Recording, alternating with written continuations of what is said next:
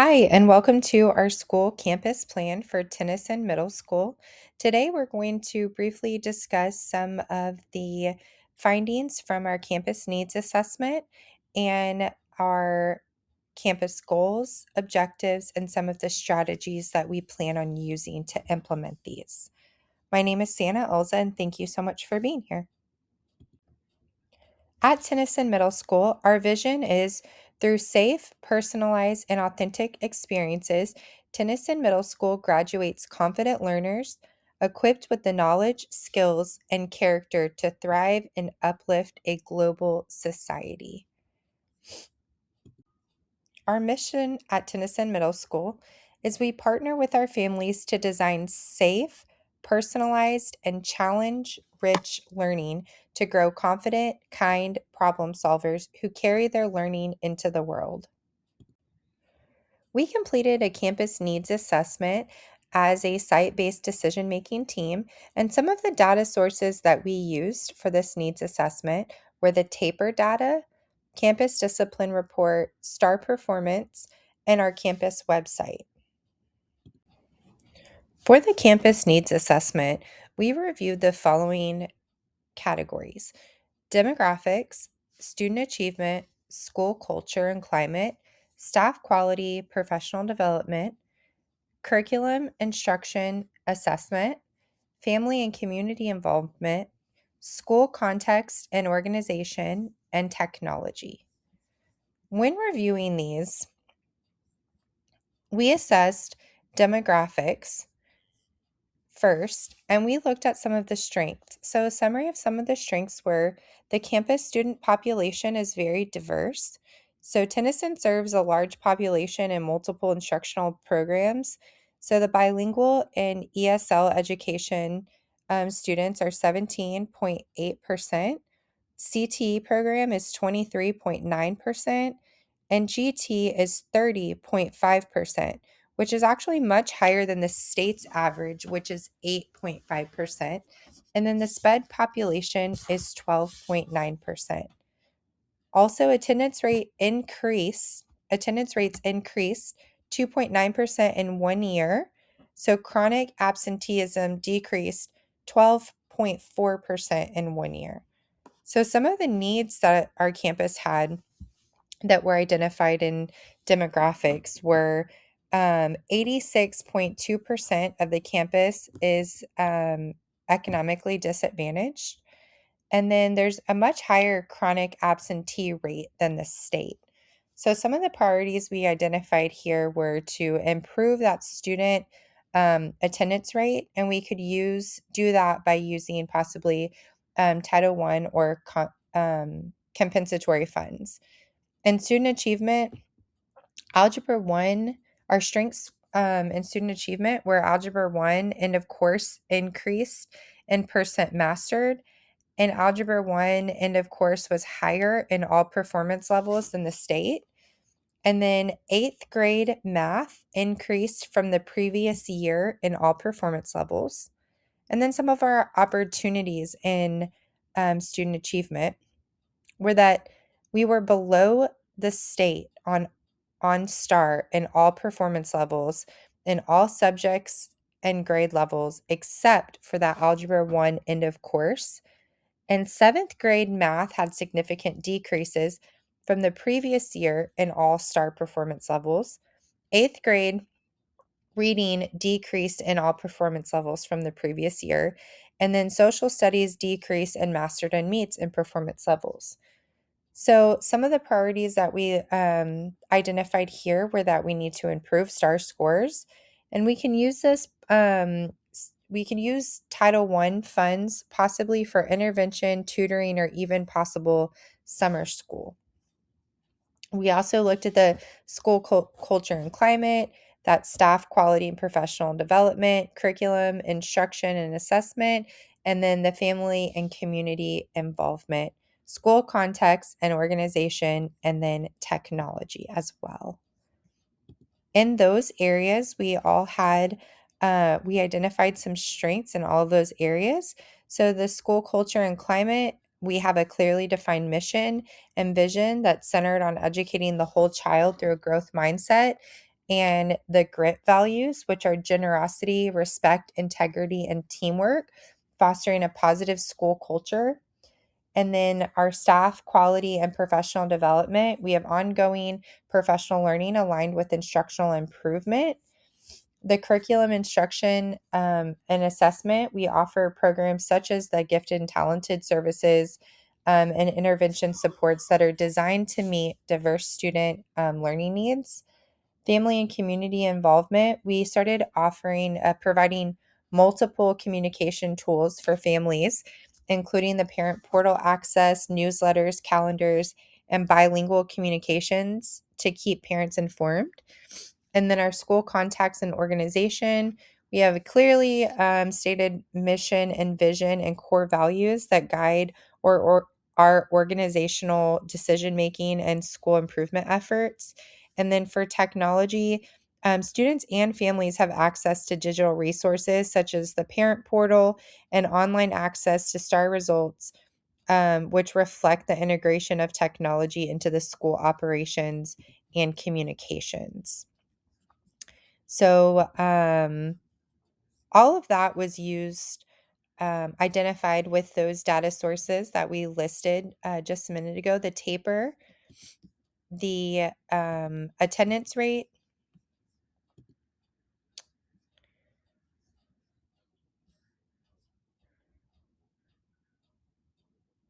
the campus discipline report, and our campus website. In our campus needs assessment, we reviewed many aspects, and one of the categories, student achievement, we identified some opportunities. We had below state on STAR in all performance levels, in all subjects and grade levels, except for Algebra 1 end of course, STAR. Then seventh grade math had significant decreases from previous year in all of the STAR performance levels. Our eighth grade reading decreased in all performance levels from the previous year, and our social studies decreased in mastered and meets performance levels. So, all of this was identified as opportunity, and we use this as the priority to develop um, goal objectives and some strategies that we can use moving forward to create this campus plan.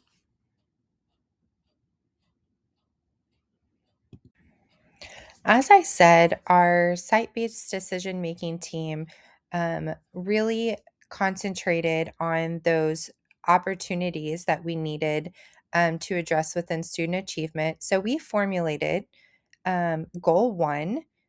We formulated two goals, and our first goal that I want to discuss with us today is we will raise student academic performance across all content areas by implementing data driven instruction, targeted interventions, and aligned professional practices that ensure growth and mastery for every learner. So, we felt like this goal was so important to identify um, the core of what would really and truly address those needs based on that student achievement. So every learner on our campus can be successful. And what do we need to do in order to support their success?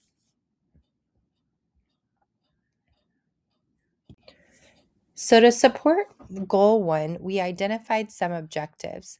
Our objective two is going to be implement consistent systems to monitor instructional rigor and alignment to state standards, which are the TEKS, in all classrooms. So, when identifying this objective, we really went into what can we target to meet goal one, and then what strategies can we use to support this objective and to monitor our effectiveness. So we want to implement those consistent systems for instructional rigor and alignment with in all of our classrooms. So to support that, we created the next three strategies that I'm going to discuss specifically for this objective.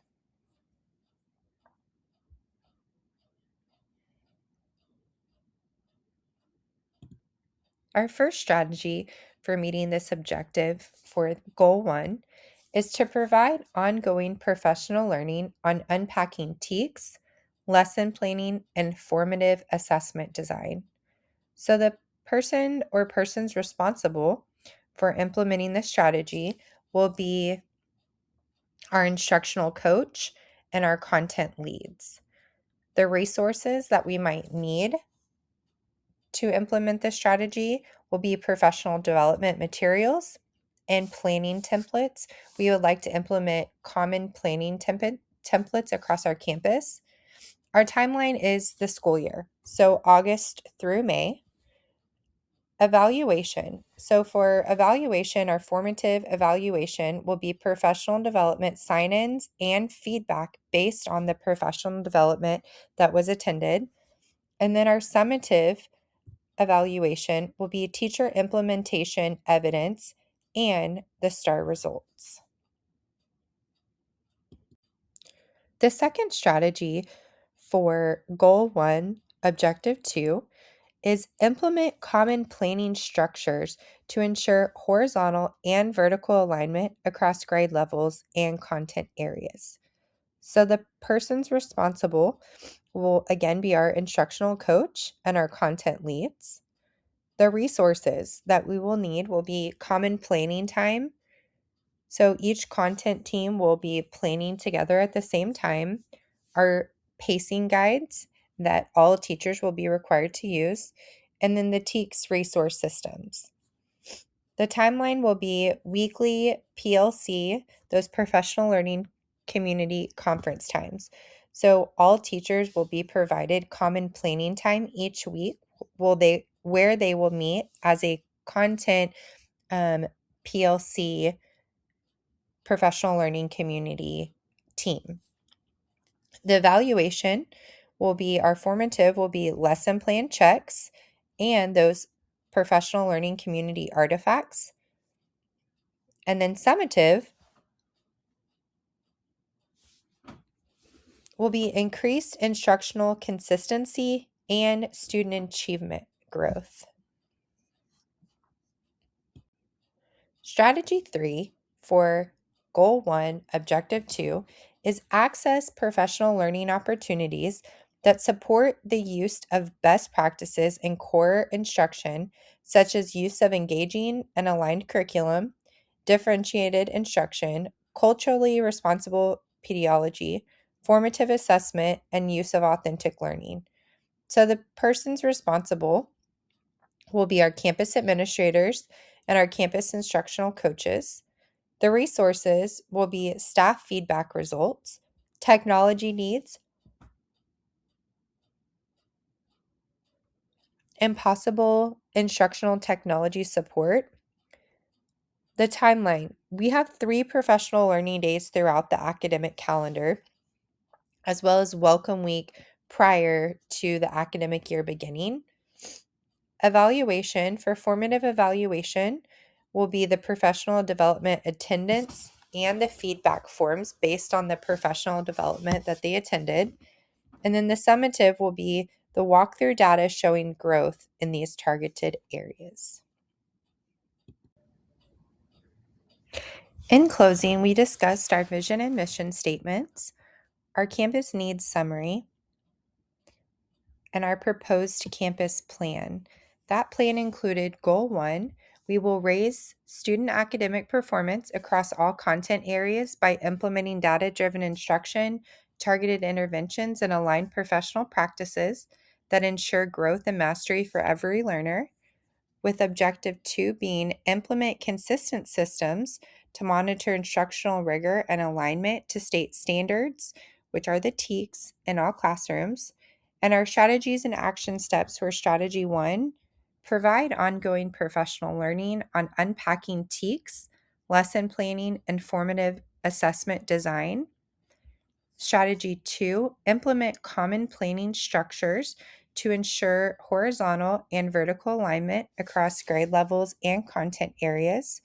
And Strategy 3, access professional learning opportunities that support the use of best practices in core instruction, such as the use of engaging and aligned curriculum, differentiated instruction, culturally responsive pediology, formative assessment, and use of authentic technology. I just want to thank you so much for your time and open the floor up to if there are any questions. I'd be happy to answer those at this time.